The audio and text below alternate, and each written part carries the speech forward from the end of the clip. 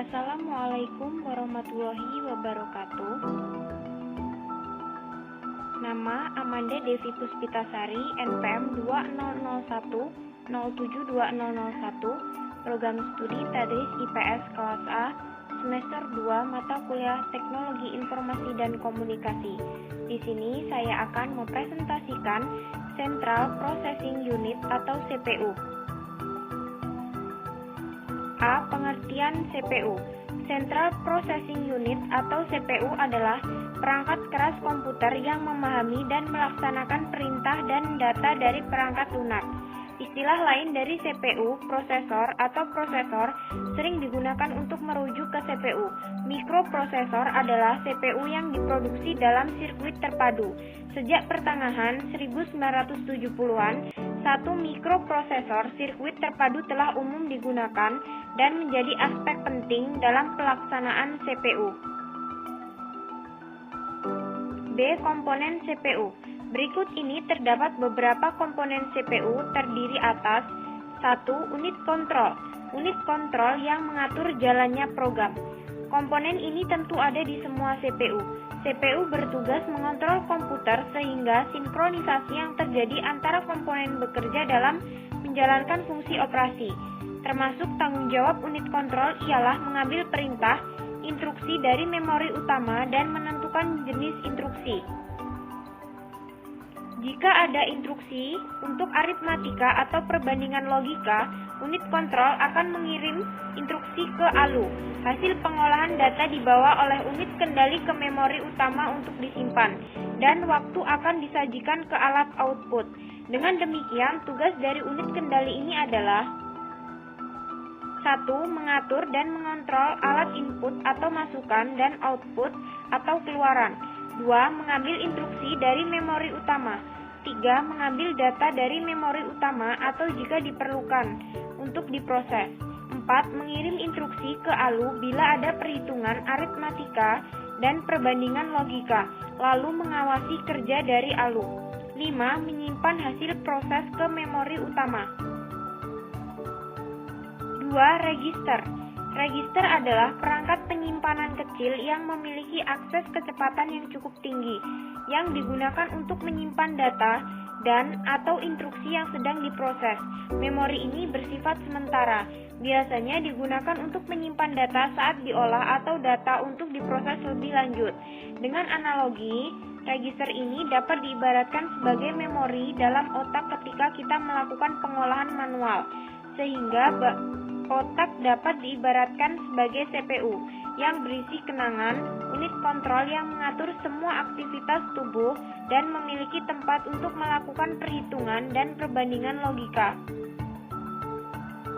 3. Unit ALU. Unit ALU berfungsi untuk melakukan operasi aritmatika dan operasi logika berdasar instruksi yang ditentukan. ALU sering disebut bahasa mesin dikarenakan pada bagian ini ALU terdiri dari dua bagian, aritmatika satuan dan boolean unit logika, yang masing-masing memiliki spesifikasi pekerjaan sendiri. Tugas utama dari ALU adalah melakukan semua perhitungan aritmatika yang terjadi sesuai dengan perintah program. ALU melakukan semua operasi aritmatika dengan dasar penjumlahan, sehingga sirkuit elektronik yang digunakan disebut adder. Tugas lain dari ALU adalah untuk membuat keputusan dari operasi logika sesuai dengan perintah program. Operasi logika meliputi perbandingan dua operan dengan menggunakan operator logika tertentu, yaitu sama dengan, tidak sama dengan, kurang dari atau sama dengan, lebih besar dari, dan lebih besar atau sama dengan. Interkoneksi yang CPU dan bus sistem koneksi yang menghubungkan komponen internal CPU, yaitu ALU, unit kontrol, dan register, dan juga dengan bus eksternal CPU yang menghubungkan dengan sistem lainnya, seperti memori utama, perangkat input atau output. 4. CPU interconnection adalah sistem koneksi dan bus yang menghubungkan komponen internal CPU, yaitu ALU, unit kontrol, dan register, dan juga dengan bus eksternal CPU yang menghubungkan dengan sistem lainnya, seperti memori utama, piranti masukan, atau keluaran. C. Bagian-bagian CPU. 1. Caching. Caching adalah bagian paling luar dari PC yang sering disebut sebagai CPU ini. Fungsinya yaitu sebagai penutup dan tempat dudukan komponen lain serta sebagai pelindung komponen di dalamnya dari kotoran dan debu. 2. Prosesor. Prosesor merupakan otak atau induk dari setiap pemrosesan komputer. 3. Motherboard. Motherboard, seperti namanya, merupakan sebuah papan sirkuit yang berfungsi sebagai tempat dudukan komponen elektronik atau komponen komputer lainnya yang saling terhubung. Fungsi utamanya yaitu untuk menghubungkan tiap komponen agar dapat saling berkomunikasi dan bertukar data satu sama lain. 4. RAM. RAM atau Random Access Memory merupakan sebuah memori utama komputer yang berfungsi sebagai tempat penyimpanan data yang telah diproses oleh prosesor sebelum dilanjutkan ke bagian lain yang membutuhkan. Oleh sebab itu, RAM juga sering disebut sebagai memori penyimpanan sementara. 5. Hard disk. Hard disk berfungsi sebagai tempat penyimpanan data secara konvensional yang umum digunakan. Umumnya, hard disk saat ini memiliki kapasitas penyimpanan yang sangat besar, mulai dari ratusan GB hingga TB. Contoh data yang disimpan dalam hard disk yaitu lagu, video, gambar, aplikasi, dan lain sebagainya. 6. VGA card. VGA atau Video Graphic Editor card merupakan komponen yang berfungsi untuk mengolah data grafis untuk ditampilkan ke monitor. VGA card merupakan salah satu komponen paling penting saat menjalankan aplikasi yang menampilkan grafis di monitor seperti game, video, dan sebagainya. 7. Sound card.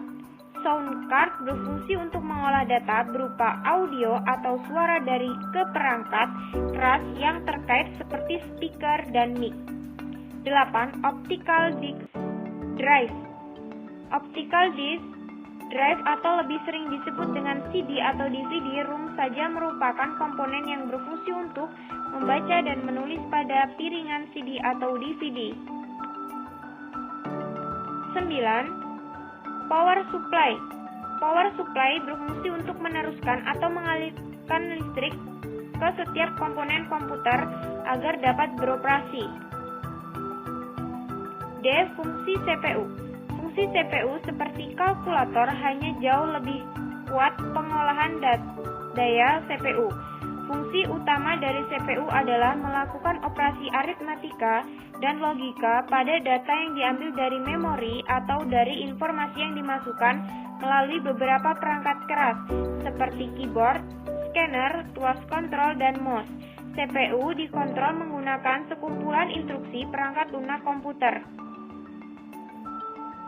Perangkat lunak tersebut dapat dijalankan oleh CPU untuk membaca dari media penyimpanan seperti hard disk, disket CD, atau tape recorder. Instruksi tersebut kemudian disimpan terlebih dahulu di memori fisik atau MAA, yang setiap instruksi akan diberi alamat unik yang disebut alamat memori. Selanjutnya, CPU dapat mengakses data pada MAA untuk menentukan alamat data yang diinginkan.